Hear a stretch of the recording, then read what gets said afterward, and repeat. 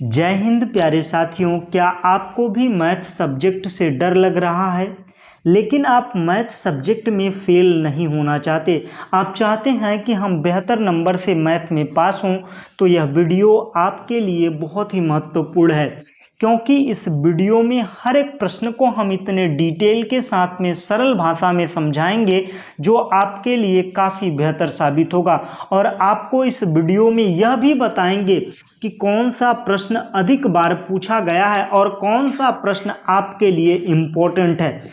तो यह वीडियो बहुत ही इम्पोर्टेंट है। तो चलिए बारी बारी से प्रत्येक प्रश्न को करते हैं। तो सबसे पहला जो प्रश्न है, निम्नलिखित में 9 का अपवर्त।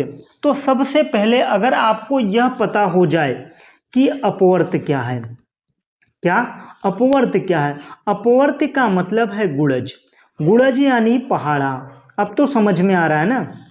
पहाड़ा पढ़िए, 9 का पहाड़ा पढ़िए। 9 9 दूना 18, जिसे अंग्रेजी मीडियम वाले टेबल बोलते हैं।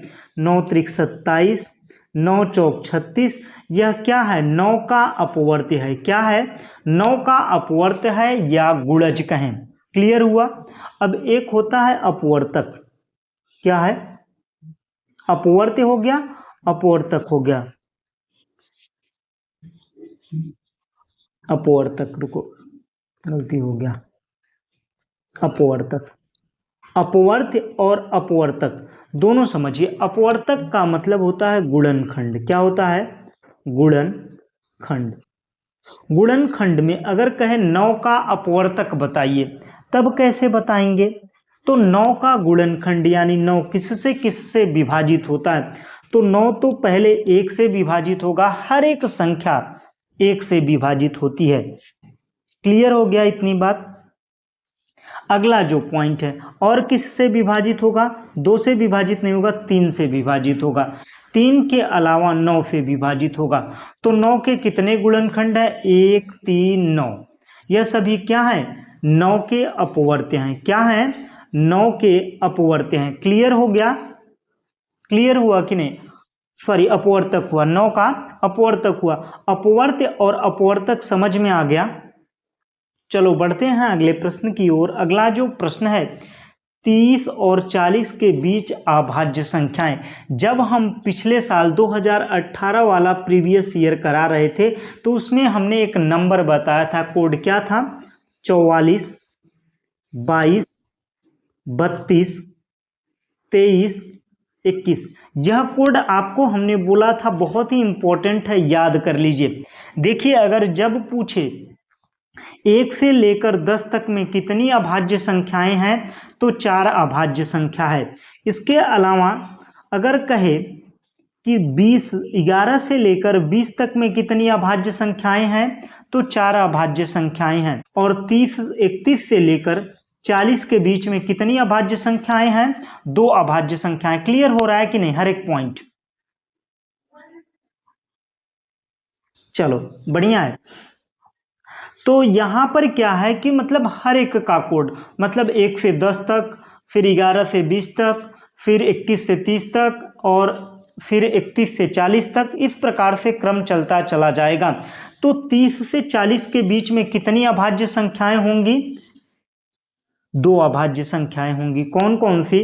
पहला है 31, दूसरा है 37। पहला है 31, दूसरा है 37। ऑप्शन तीसरा सही हो जाता है, क्योंकि जब यह कोड याद होगा तो आप एक से ज़्यादा संख्याओं को ऐड नहीं कर पाएंगे। एक बात देखो, ध्यान में रखो। देखो, जैसे 6 के गुणज की हम बात करते हैं, तो 6 के गुणज से एक ज़्यादा की जो संख्या होती है वो हमेशा क्या होती है? अभाज्य संख्या होती है। अब तो समझ में आ रहा होगा ना।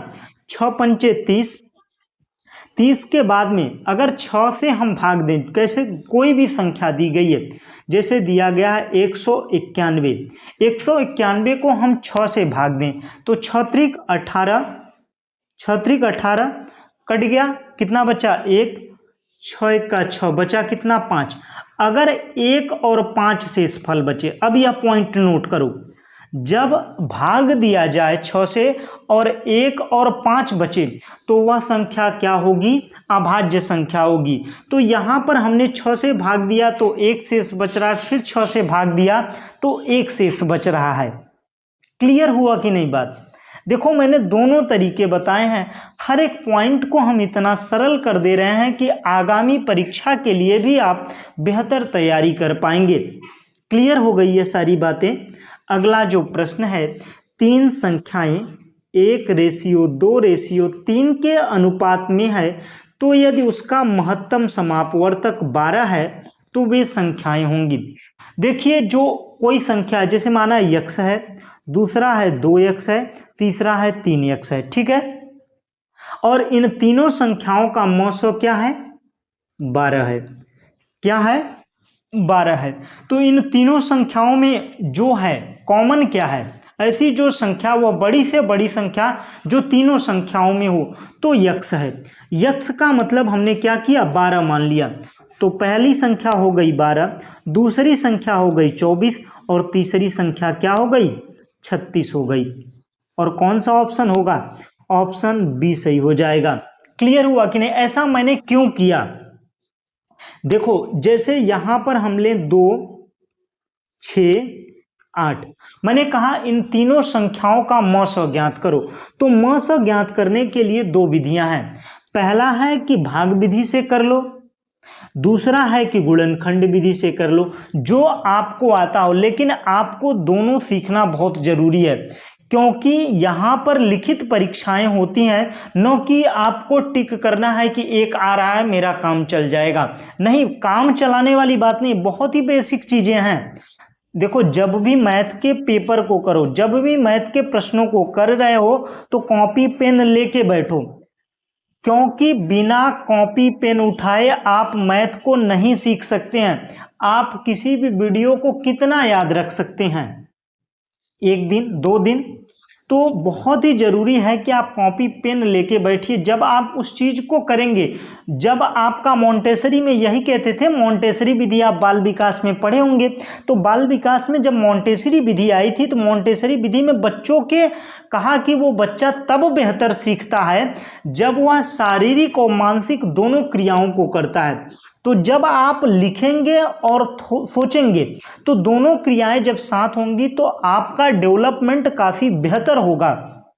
बात समझे? इसलिए मैं बोल रहा हूं, आप लोग जो चीजें पढ़ रहे हैं तो पहले खुद पर तो अप्लाई कीजिए कि ये बच्चों पर अप्लाई कर रहे हैं, हम पर कारगर साबित होगा या नहीं होगा। चलो ठीक है। तो यहां पर मैंने म से निकाला, देखो HCF निकाला तो हमने क्या हो गया, तो पहले का फैक्टर करेंगे गुणनखंड विधि से करेंगे तो 1 गुणा 2 हो गया, दूसरे का करेंगे तो 1 2 3 हो गया, और तीसरे का करेंगे तो 1 2 दूना 4 4 दूना 8 हो गया। अब देखो इन तीनों संख्याओं में कॉमन क्या है? कॉमन क्या है? 2 कॉमन है, 2 कॉमन है, 2 कॉमन है, 1 कॉमन है, 1 कॉमन है, 1 कॉमन है। तो 1 गुणा 2 यानी कितना हो गया? मस 2 हो गया। कितना हो गया? 2 हो गया। महत्तम समापवर्तक कितना हुआ? 2 हुआ। तो यहाँ पर 2 ही संख्या कॉमन थी ना, इस प्रकार से इसका गुणनखंड करेंगे तो 1 गुणा x, यहाँ पर 2 गुणा x, यहाँ पर 3 गुणा x। तो यहाँ पर कॉमन क्या है? x है। तो x ही तो क्या है? मस है। तो 12 जो है मस है, तो इसलिए हमने 12, 12 दूना 24, 12 तिया 36। क्लियर हुआ कि नहीं ये बात? चलो बढ़ते हैं अगले प्रश्न की ओर। अगला जो प्रश्न है, किसी कक्षा में 30 बच्चों में से 80% बच्चे उत्तीर्ण हैं, तो कक्षा में कितने बच्चे उत्तीर्ण है? यहाँ पर कितने बच्चे उत्तीर्ण है, मतलब ये पूछ रहा है कि 30 का 80% कितना होगा। तो 30 का 80%, तो 30 गुणा 80% पूछा है, तो 80/100 हो गया। 0 से 0, 8 त्रिक 24 बच्चे। कितने बच्चे उत्तीर्ण हैं? 24 बच्चे। अगर यहीं पर वो कह देता, मेरी बात सुनो, अगर यहीं पर कह देता कि कितने बच्चे अनुत्तीर्ण हैं, तो सबसे पहले आपको 80% कितने बच्चे उत्तीर्ण है वो निकाला हमने, तो कुल बच्चे उत्तीर्ण बच्चे बराबर क्या होता है, कुल बच्चे माइनस उत्तीर्ण बच्चे। तो उत्तीर्ण बच्चों को जब हम माइनस कर देंगे तो हमें क्या प्राप्त हो जाएगा, अनुत्तीर्ण बच्चे प्राप्त हो जाएंगे। क्लियर हो गया। तो यहां पर कुल बच्चे कितने, 30 में से 24 माइनस कर दिया तो कितना बचा, 6 जो हैं हमारे अनुत्तीर्ण बच्चे हैं। क्लियर हो गया, समझ में आ गया। बढ़ते हैं अगले प्रश्न की ओर। अगला जो प्रश्न है 80% का भिन्न रूप होगा। मैंने बताया था जब भी आपको परसेंटेज में कोई भी संख्या दी गई हो तो उसको अगर भिन्न में बदलना है तो सबसे पहले आपको 100 से भाग देना होगा। 18/100, 2 9 18, 2 पंचे 10 यानी 9/50। क्या हो गया, 9/50। कौन सा ऑप्शन होगा, ऑप्शन डी सही हो जाता है। क्लियर हो गया। अगला जो प्रश्न है, अब हम अति लघुत्तरी प्रश्नों को करेंगे। अगर आपने यहाँ तक वीडियो देखा है और आपको लग रहा है कि हाँ हमें बेहतर कंटेंट मिल रहा है, बेहतर तैयारी हो रही है, तो भाई प्लीज़ यार चैनल को सब्सक्राइब कर दो। अगर वीडियो अच्छा लग रहा है तो लाइक कर दो और अपना जो कॉलेज वाला ग्रुप है तो ग्रुप में शेयर कर दो, क्योंकि ये छोटे चैनल है तो वैसे ही बच्चे उतना फोकस नहीं करते हैं। इतनी हम मेहनत कर रहे हैं, इतना बेहतर कंटेंट दे रहे हैं, तो कम से कम आप लोग सपोर्ट तो दिखाइए, ग्रुप में शेयर करिए। इससे क्या होगा कि अगर कंटेंट अच्छा लगा, अगर कंटेंट अच्छा लग रहा है तब करिएगा, नहीं लगता है तो मत करिए। मैं यही चाहता हूं कि मैं और बेहतर बनूं, सबसे बेहतर कंटेंट आपको दूं। ठीक है, तो चलो इस प्रश्न को करते हैं। तो 3 अंकों की सबसे छोटी प्राकृतिक संख्या, तो सबसे छोटी 1 अंकों की सबसे छोटी संख्या 1 होती है, और उसके बाद में सबसे छोटी संख्या 2 अंकों की कौन सी होती है, 10 होती है। 3 अंकों की सबसे छोटी संख्या 100 होगी। 4 अंकों की सबसे छोटी संख्या 1000 होगी। अब मुझे यह बताओ कि इसमें दिया है प्राकृतिक संख्या, प्राकृतिक संख्या कहते किसे हैं। सबसे पहले ये तो बताओ, अगर आप सवाल को सॉल्व कर रहे हैं तो आपको तो ये तो पता होना चाहिए कि प्राकृतिक संख्या कौन सी है। तो प्राकृतिक संख्या देखिए, 1 से लेकर इनफाइनाइट तक में जितनी भी संख्याएं आती हैं सभी संख्याएं क्या होती हैं, प्राकृतिक संख्याएं होती हैं। अगर यहीं पर पूछ लेता पूर्ण संख्या बताइए, तो पूर्ण संख्या में अगर हम 0 ऐड कर दें, प्राकृतिक संख्या में अगर हम 0 ऐड कर दें तो वो संख्याएं क्या हो जाती हैं, हमारी पूर्ण संख्याएं हो जाती हैं। क्लियर हो गया। चलो बढ़ते हैं अगले प्रश्न की ओर। अगला जो प्रश्न है, तो यहाँ पर कौन सी संख्या होगी, 3 अंकों की सबसे छोटी प्राकृतिक संख्या 100 होगी। क्लियर हो गया। अगला जो प्रश्न है, 35 सेमी व्यास वाले वृत्त का परिमाप। तो सबसे पहले आपको वृत्त के परिमाप का फार्मूला पता होना चाहिए। वृत्त का परिमाप बराबर होता है 2πr। ये बहुत ही इंपॉर्टेंट है और यह हर साल दूसरे तीसरे साल में जरूर यह प्रश्न पूछा जाता है। तो 35 का, तो सबसे पहले आपको एक रिलेशन पता होना चाहिए कि व्यास बराबर होता क्या है। व्यास बराबर होता है 2 गुणा त्रिज्या। ठीक है, इतनी बातें तो आपको पता है ना। अगर जो पीछे से वीडियो देख रहे हैं, अगर 2016, 17, उन्हें बहुत ही बेहतर कंटेंट समझ में आ रहा होगा कि हाँ जो कंटेंट है बहुत ही जेन्युइन कंटेंट है और बहुत ही बेहतर कंटेंट है, क्योंकि हमने उन सवालों पर फोकस किया है। आप लोगों को बताया है कि ये सवाल पढ़ के जाओ, बहुत ही इंपॉर्टेंट है। तो ये बात है। तो व्यास बराबर 2 त्रिज्या, तो व्यास दिया है 35, ठीक है, और त्रिज्या कितनी है, तो त्रिज्या अगर हमें परिमाप ज्ञात करना है तो त्रिज्या चाहिए, तो 2 त्रिज्या, तो यानी 2 से भाग दे देंगे तो हमें क्या प्राप्त हो जाएगा, त्रिज्या प्राप्त हो जाएगा। तो कितना हो गया, 17.5।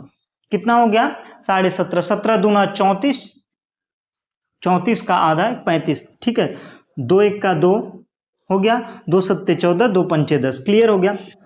तो 2 गुणा 22/7, पाई का मान कितना होता है, 22/7 होता है, 17.5। अब 7 से भाग करते हैं तो 7 दूना 14, बचा कितना 3, 7 पचे 35, 2.5 दूना 5 हो गया। अगर 2.5 से गुणा करेंगे तो कितना हो जाएगा 5, और 5 का गुणा 22 से करेंगे तो कितना हो जाएगा 5 दूना 10, 5 दूना 10 1 11, 110 सेंटीमीटर, ये लिखना जरूर। अगर आप अति लघुत्तरी और लघुत्तरी प्रश्नों को लगा रहे हैं तो किस मान में वो पूछ रहा है वो मान लिखना, चाहे मीटर हो, चाहे सेंटीमीटर हो, मीटर क्यूब हो, मीटर स्क्वायर हो, ये सारे पॉइंट को आपको ध्यान देना है। क्लियर हुआ बात? चलो बढ़ते हैं अगले प्रश्न की ओर। अगला जो प्रश्न है 24/7 को दशमलव संख्या में बदलिए। दशमलव संख्या में बदलना है यानी इसको भाग देना है। तो 7 त्रिक 21, बचा कितना? 3, 3 बचा, उसके बाद में 0 बार ले गए, 7 त्रिक 21 बचा, हो गया। अब ये जाएगी नहीं संख्या, ठीक है, ठीक है। अब कितनी बार ले जाते हैं? दशमलव लगाए, दशमलव लगाकर हमने 0 उतारा, तो 7 चौक कितना हो जाएगा? 7 चौक 28, कितना हो गया? 7 चौक 28, 28 हो गया, बचा कितना? 2, तो 7 दूना 14, 0। अगर दशमलव के बाद में जितने 0 हैं तो हम तो उतार सकते हैं ना, दशमलव के बाद में अगर 0 0 लगा दें तो कोई मतलब नहीं होता। जैसे 24.00000, इस 0 का कोई मतलब नहीं होता। लेकिन जब आप डिवाइड कर रहे हैं, दशमलव में आपको संख्या चाहिए, तो इस दशमलव को हमने यहां रख दिया। अब इस प्रकार से करना है, तो फिर 7 दूना 14, बचा कितना? 6, 0 उतारे, तो इस प्रकार से आगे बढ़ता चला जाएगा। तो आपको लिखना है 3.42, 3.42। अगर ये आपको नहीं सही लग रहा है कि सर सही है कि नहीं सही है, तो गुणा कर लो 7 से। 7 दूना 14, 7 चौक 28, 1 29, उसके बाद में 7 त्रिक 21, 21 और 2 कितना हो गया? 23, 23.94 अप्रोक्स लगभग आ रहा है ना, तो दशमलव में तो अभी भाग जाते चला जाएगा, तो संख्या बढ़ती चली जाएगी। क्लियर हुआ कि नहीं बात? तो यहां पर ये 24/7 का मान कितना होगा? 3.42। ये सारी बहुत ही बेसिक चीजें हैं यार। अगर ये सारी चीजें आप नहीं कर पा रहे हैं तो भाई यार पढ़ना ही क्यों है।